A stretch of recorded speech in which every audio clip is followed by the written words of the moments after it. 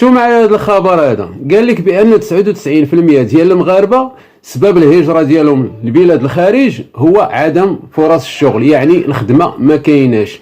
هنا غنقول لكم الراي ديالي، فعلا الخدمه ما كايناش بالنسبه لواحد النسبه اللي ما قارياش، واحد النسبه اللي ما عندهاش شواهد، ربما كاع عندك شواهد ما كايناش خدمه. ما عرفناش هذا المشكل علاش. المغرب الحمد لله في تقدم، المغرب في الانجازات الكبيره، المغرب الملك الله ينصرو كيطلق انجازات كبيره، كيطلق مشاريع كبيره. ما فهمناش هاد فرص الشغل كيفاش ما كتكونش في المغرب.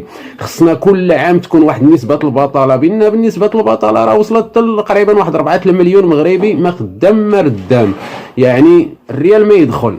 هنا خصنا نحاولوا نجددوا هذه المنظومه الشغل عندنا في المغرب، ونعرفوا الاسباب منين كتكون، الاسباب اللي كتخلي الشباب ما يخدمش اشنا هي. حنا تبارك الله مقدمين على بزاف ديال الحوايج زوينه في المغرب. كنتمناو هاد 3 المسائل يتقادوا في المغرب ونشوفوا تقدم فيهم، كي كنشوفوا تقدم في الكره وكنشوفوا انجازات وكنشوفوا صراحه. ما كرهتش شي مسؤول نيت يكون ضميره حي لواحد الدرجه ما نتخيلوهاش، اللي يقدر يهز بهاد القطاعات هادو ويرفع من قيمه الانسان المغربي، يرفع من قيمه الشغل، يرفع من، يعني الصراحه هادشي كنتمناو.